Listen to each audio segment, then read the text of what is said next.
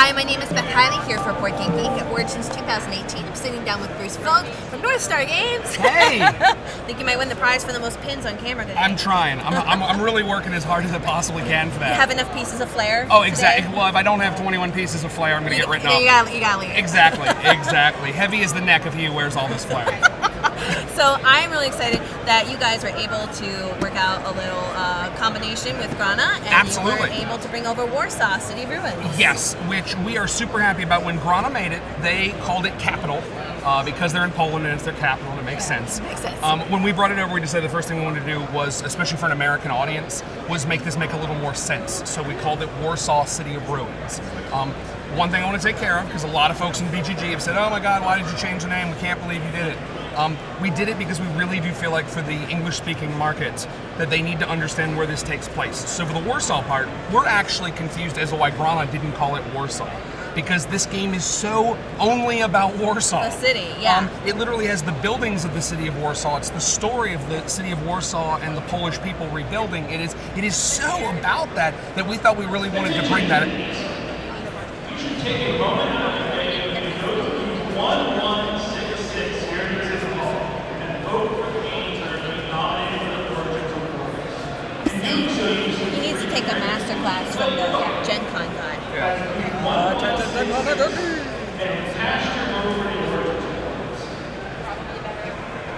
Continue. Okay.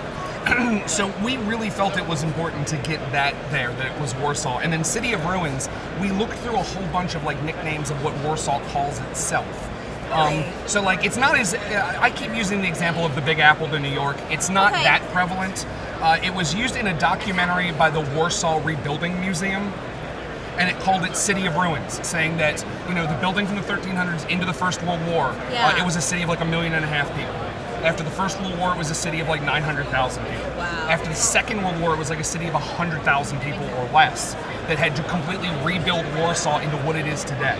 Which, and I'm sure you know, like when you go to a lot of European cities, you'll see these weird things where it's like a 13th century bread market, and then like a communist-era machine shop. Next to a postmodern office building. Yeah, and then it's like a Chanel made only of acrylic block. Here. And it's just so weird and jarring, and that is exactly how Warsaw is. And this game tells the story of kind of how it became that way. Well, let's assume people haven't seen the video for Capital that we did at Spiel. So let's take people through a quick tour. So, and I'm actually a big fan of this game myself. So we should know that this is literally also sort of a historical lineup here of that both the buildings and the timeline of the game does take you in a historical order here. Yes. In the game, they call each of these epochs. I'm going to call them rounds just to make it easier, but they do put the idea of time in here. You begin sort of at the dawn of the creation of Warsaw in round number 1. You get a starting tile. It's going to have 2 green areas, 2 red areas. You're going to get 4 tiles in your hand. And you're going to get 4 tiles in my hand. And exactly. I'm going to decide one that I like. We each start with $3. We'll throw $3 out there for show, because it's Hollywood. Your tiles all have costs on them. You're going to pick one of your tiles. So I will say, this would obviously be secret, but since we're doing this on camera, I'm going to hold this one and say this is the one I would like to do something with. And I'm going to take that one and say it's the one I want to do something with. We then add them to our city, and we would pass our cards. Think of it sort of Seven Wonders style, like any drafting game. Now, what's really cool is if you get a building that is actually in Warsaw, like in this case, it's the Arsenal, it gives you a special ability, but it also takes up a spot in your city. And that is important because a lot of the city tile laying things that happen here are like a lot of other city tile laying games. What makes this special is, first of all, the confined area. You can only build a 3x4 grid. You don't need to decide which is 3 and which is 4 at the beginning, but once something gets to 4, that's it. You can only go 3 the other way. That's also important because when I put something like the Arsenal in, I get a cool special ability, but it also eats up one of my very limited spots. Yeah, and each one of these is going to help bring in income for you. It's going to help bring in victory points for you. So is that worthwhile? We'll have to find out. And that's a balancing act the entire time. And you're going to go through, at the end of every round, you're going to have one of these landmark buildings. There are 2 landmark buildings on every tile. People get mad when I do this, so I'm just going to go directly to the camera, right to the truth hole. People get mad. I understand. But how I decide which one we use is I just take it like a coin, and I flip it. Hey, it's a great idea. At the very beginning. And in this case, you would be looking for the fewest areas. So while we're building the game, you're going to see all these different color things that represent arts and culture and places where people live and parks and industry and commerce. And as you build more of those areas, if you have the fewest at the end of the first round, you're going to get to build the Saxon Palace. Saxon Palace is going to give you $2, and you get to immediately put it into your grid. Although also taking up another space, but giving you early income in the game. At the end of every round that happens, you score, which you have a handy-dandy player aid that tells you exactly how to score. And I'm not necessarily going to bore you with going through it all. No, but know that different colors score in different ways. Exactly. Parks, you're trying to get where people live. Any of the arts and culture, just give you points on them. Any of the commerce needs to be where people can buy things. Any of the industry wants to be away from people because no one wants to be near stinky smokestacks. There is mass transit. Mass transit is going to help you by putting bus routes and metro all over the city. And then you get extra bonuses from these buildings.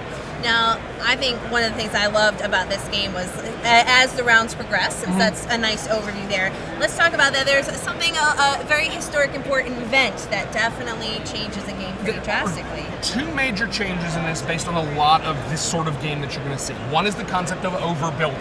Overbuilding means if you have a tile and you want to play it where you already have a tile, you are allowed to. You can build right on top of it. And furthermore, whatever you have built will reduce the cost of the thing you're building.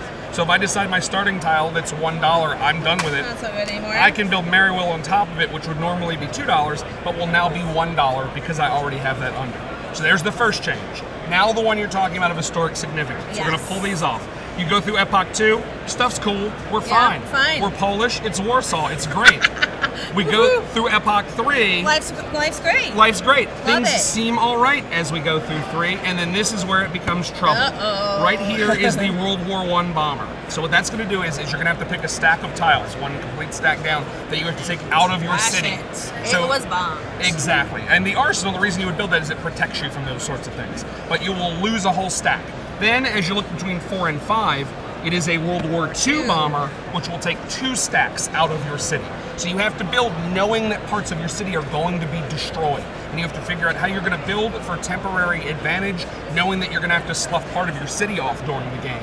And it really creates a cool dynamic. Once you get to that Second World War, it's a huge relief because then you know you can just start building and just start getting points and just start trying to get money to keep generating your engine through 5 and 6, which is essentially modern day. And what I really found interesting about this game too is that combination of intentionally losing things and knowing that from the beginning and knowing exactly when it's going to happen, and the whole concept of overbuilding. And when I compare that to a game like Cities, where you also have to build in a grid, but you can't move anything. Once they're there, they're there. The fact that this was much more fluid, not only tied into what I think a real city development would feel like, but the fact that I really enjoyed that short-term advantage versus long-term planning. Indeed. That is a very dynamic feel throughout this game. Indeed. Plus, what I really love is I do love these buildings and landmarks. You know, as you go through and you find things, you know, like the Royal Baths Park. You find churches. You find, like, I really do think it is super cool to see these real buildings that are in Warsaw. And once again, that's why we went with Warsaw as the title. It is so Warsaw. It's so in your face. It's so in your face Warsaw that we really wanted to get that point across to people.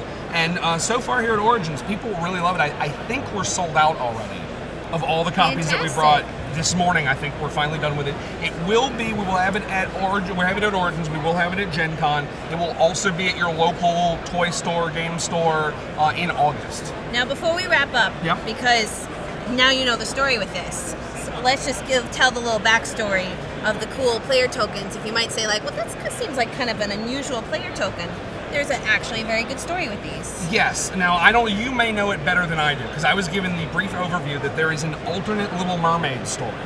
It's been a while since that video, but I imagine you probably remember it better than I do. Yeah, I was told that, and this is what the woman that did the video with me, and she said, oh, well, there's an alternate Little Mermaid story where two of the two mermaids, and I can't remember where, I want to say one maybe was in Amsterdam and the other one was in Warsaw, but I might have that first city wrong because my memory is fuzzy, and that they protect the city. Yes. And that because of that, all over Warsaw, are these sort of like armed mermaids that are statues and they're on buildings, and that it's a protector of the city. Yeah, and that it's a visual element that comes up frequently. So if you're like, wow, that's why do I have like this tail-shaped warrior thing? Exactly. Actually, it's again part of the history and culture of the city. Indeed. So it even further doubled down. Plus, like they're just super cool pieces. Yeah, they are cool but I did ask the same question. I was like, okay, so that's like a warrior mermaid, right? And finally, I got corrected on the story of, yes, it is a warrior mermaid. It is indeed. Because that is such a strong visual icon and sort of a, like a, I don't want to say mascot. I think that sells it too short. But considered something of a protector of the city. Yeah. Well, I hope you guys, we've whetted your appetite possibly to go visit Warsaw, play Warsaw, and then hopefully go buy Warsaw. So if you want to check that out, it is Warsaw City of Ruins, which is originally published by Grana here in the States, published by North Star Games. Absolutely. And Bruce, thank you for giving us a tour of the city. Thank you so much.